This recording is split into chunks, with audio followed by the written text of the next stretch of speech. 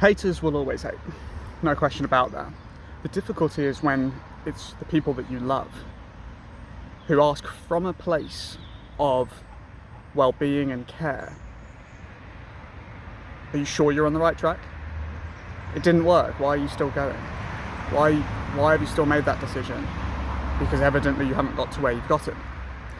And it's really tough because that comes from a place of, I don't want you to get hurt, you gave it a shot, you survived, well done, come back to safety. It just comes from a place of love, but it doesn't change the impact it has on you. Which is why I want to talk about it today, because it was my mum yesterday who had this conversation, and it's definitely not the way she meant it. But we had ambitious goals for this last year, where we were going to 30x our company.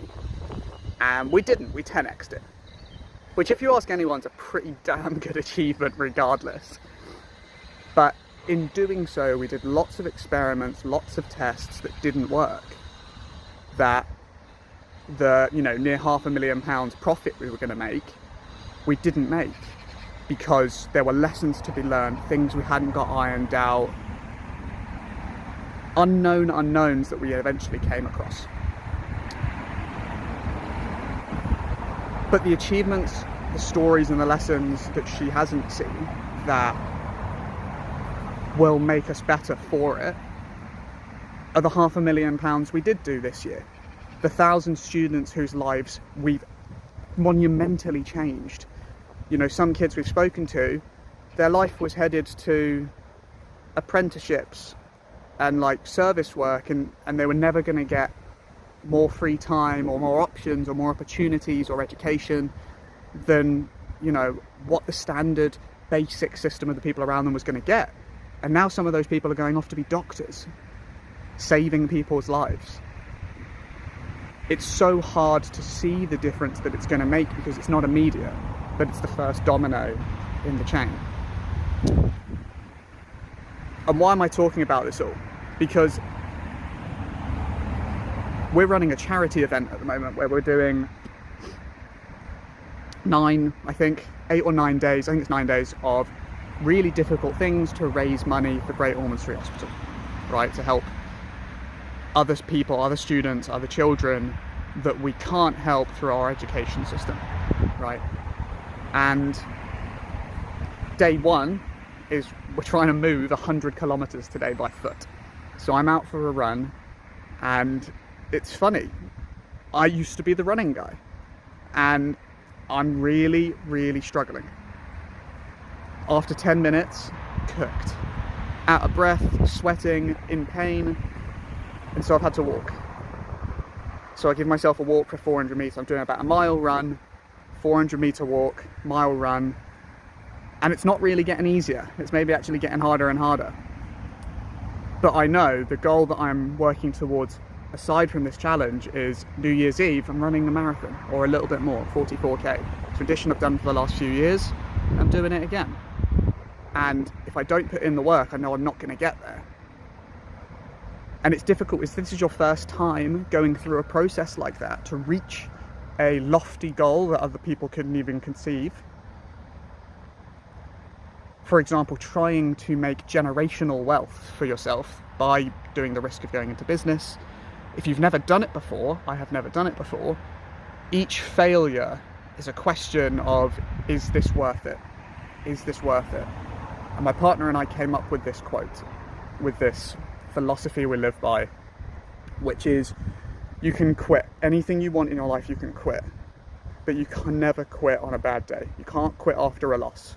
You have to keep going, and only from the pinnacle, from the peak, can you for certainty say, with the view that you've got, is it worth it? If on the day you're sat on the podium, if on the day you're feeling on top of the world, it was amazing, if then you say, do you know what, this actually isn't worth it, then quit. It's fine that it's not for you.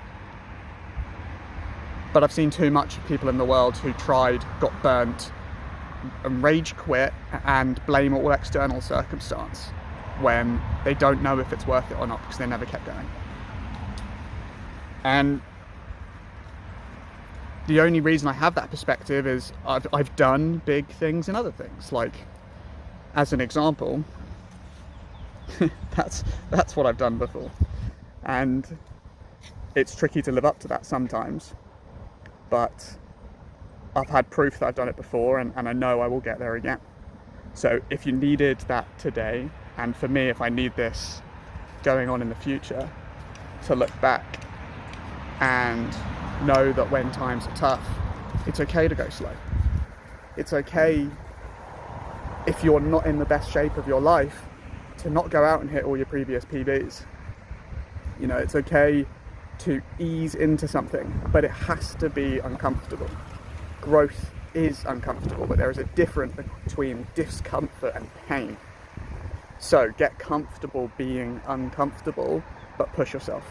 So when I was training to become an Ironman, I had an okay base. I could run a half marathon. It would put me in the absolute ground if I could physically do it.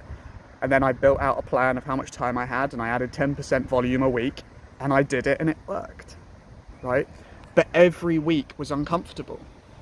And the variety of discomfort changes, but the discomfort as a standalone feeling is a guarantee.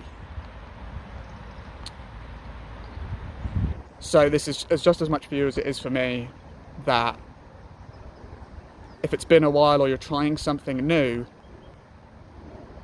I don't think there's any harm in sprinting. If you physically can, go for it. If you can fly straight out the gate, if you're at a high enough peak already to jump off a cliff and glide, bloody hell, go for it. Because why not? But if you're not there, if you don't have that starting point, if you can't, do something. Just never stop. If it's a jog and then a walk, sweet.